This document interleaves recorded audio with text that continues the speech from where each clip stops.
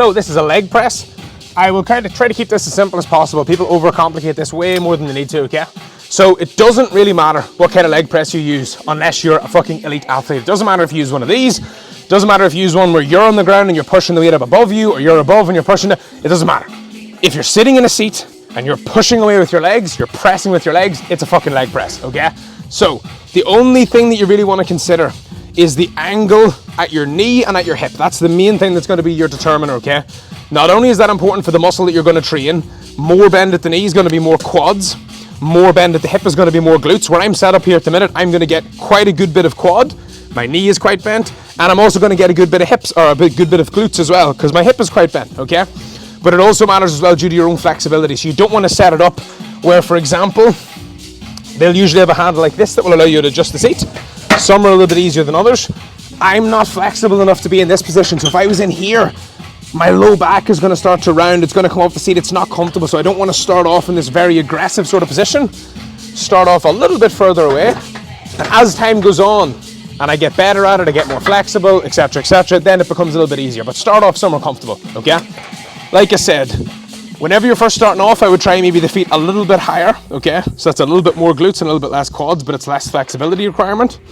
You put your hands on the handles like this and you pull yourself down. So you do lock your hands down into the pads nice and tight like this. So pulling down like this, and then all you're doing, pressing the feet away until almost a straight leg, not fully, back like this, okay? Almost a straight leg like this, back just like that, okay? So in the position that I'm in now, where you can see that there's not that much of a bend at the knee and there's a little bit more of a bend at the hip, this is a little bit more glutes. If I were to walk the feet a little bit closer down the pad and I move the seat in a little bit more, this is a very awkward fucking seat. Now it's a little bit more quads because I have a little bit more bend at the knee, okay? And I can drive it away just like that. Let me just get a wee bit more weight in this because it's actually hard to even show you with the weight being as light. So whenever you're starting off, don't worry too much about which of those. Don't be worrying about, am I hitting my glutes, am I hitting my legs? Just sit on the fucking thing and push, okay? If you're more advanced and you're saying, I want to get the most quads out of the movement, think, how bent is my knee? What do I need to do to bend the knee more? Do I need the seat closer? Do I need my feet lower down? Or if you're trying to train the glutes more, you want to maybe walk the feet up a little bit higher like this. This is more glutes now and less thigh. So your foot position is very important. Higher feet is usually going to be more glutes. Lower feet, because you can see there immediately my knee bends more. Bent less, bent more. So this is more quads. So if I was trying to do this to train my quads, for example, this would be a nice way for me to do it like this.